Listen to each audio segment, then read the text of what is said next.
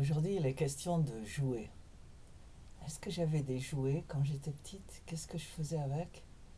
Ma grand-mère m'avait acheté une jolie poupée et que j'aimais beaucoup. En fait, ce qui m'intéressait surtout, c'était ses dents.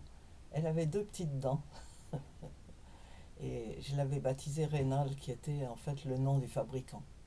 Et cette poupée, je l'ai gardée très très très longtemps, jusqu'en 2005. En 2005, on a déménagé. On était alors au nord de l'Angleterre et on a payé une famille qui ne nous avait pas demandé trop cher pour le déménagement. Et ces gens-là ont trouvé cette poupée et ils ont remarqué que la tête était en train de tomber.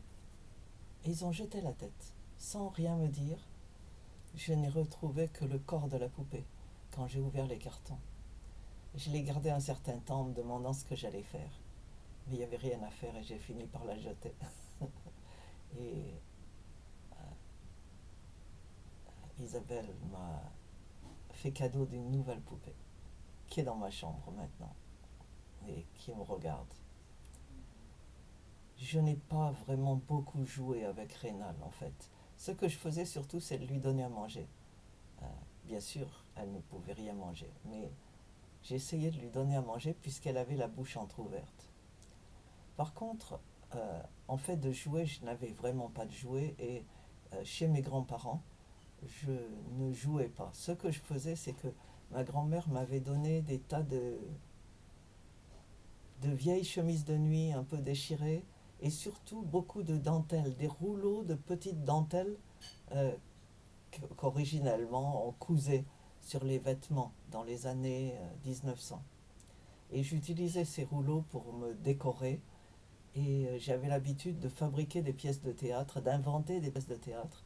Et j'invitais mes grands-parents à s'asseoir dans la chambre et je jouais ces pièces de théâtre pour eux. Et quand c'était fini, ils applaudissaient. C'est ce que je faisais quand j'étais petite. En dehors de ça, toutes les vacances, les 3 mois de vacances que je passais chaque année chez mes grands-parents, je lisais tout ce qui me tombait sous la main. C'est pas une chose à faire, à vrai dire. Je lisais absolument tout. Ma grand-mère m'achetait chaque année un livre ou deux euh, fait pour les enfants et les adolescents. Et j'aimais beaucoup ces livres. Je les ai gardés, je les lisais.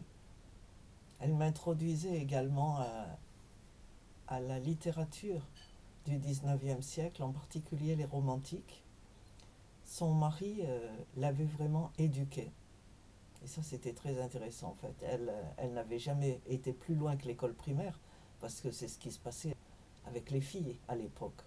Seuls les garçons finissaient l'école primaire pour continuer après. Et donc, son mari, quand elle s'est mariée, l'emmenait à la bibliothèque municipale, il l'a inscrite et il empruntait des livres auxquels il l'introduisait. Et elle a vraiment beaucoup aimé les poésies, la poésie de différents auteurs romantiques, en particulier Charles de Musset et d'autres. Et donc elle récitait ces poèmes qu'elle avait appris par cœur. Elle n'avait plus le livre, mais elle les connaissait par cœur. Et elle les citait à tout bout de champ. Et je me souviens encore de, de certaines de ces bribes de poèmes. Il y en avait un qui disait: un seul être vous manque, et tout est dépeuplé. Et c'était quelque chose qui parlait à son cœur. Et pour elle, c'était réel. Et elle me disait ça à propos de mes départs. Chaque fois que je rentrais chez mes parents, elle disait: un seul être vous manque, et tout est dépeuplé. Je lisais tout donc dans cette maison, et en particulier, ils avaient une collection de Reader's Digest en français sur tous les sujets, parce que chaque volume de Reader's Digest était traitait différents sujets. Euh, Abracadabrant. Il n'y avait pas de lien entre les, les petits chapitres. Mais je lisais absolument tout. J'étais fasciné par toutes ces histoires. Euh, Ça, c'est ce que je faisais chez mes grands-parents. Avec mes frères, par contre, on jouait à la guerre. C'était l'époque où tout le monde parlait des cowboys et des Indiens d'Amérique. Et on avait fabriqué des arcs et des flèches qu'on avait affûtées avec un couteau, un canif, et on tirait ça pion, dans le jardin. Et ça partait au-dessus du toit du garage, et on allait chercher les flèches et on recommençait. On s'est beaucoup amusé avec ça. En dehors de ça, on jouait dans le petit bois qui jouxtait le jardin derrière. On jouait avec les petits voisins. On courait, on montait aux arbres. Et il y avait des arbres fruitiers.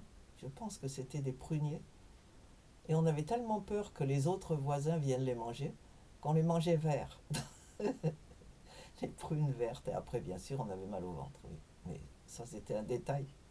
Oui. C'était un des rares jeux qu'on faisait.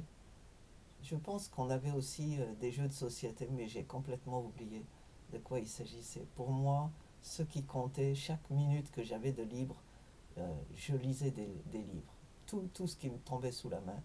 Et quand j'étais adolescente, quand j'avais 13 14 ans, j'ai commencé à utiliser mes loisirs après mon travail de classe pour écrire des poèmes.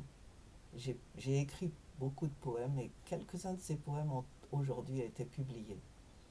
Et je passais des heures, bien sûr, à écrire ces poèmes et ma mère pensait que je travaillais dur. À minuit, j'étais encore là. Euh, Mon oncle jouait au tennis. Avant d'être marié, il jouait au tennis et quand j'étais petite, il ramenait des balles de tennis et il me les donnait. Et donc ça, c'était un autre jeu que je faisais, un jeu solitaire. Je lançais des balles de tennis contre le mur chez mes grands-parents dans le jardin. Et je m'apprenais à jongler d'abord avec 2 balles et puis avec 3.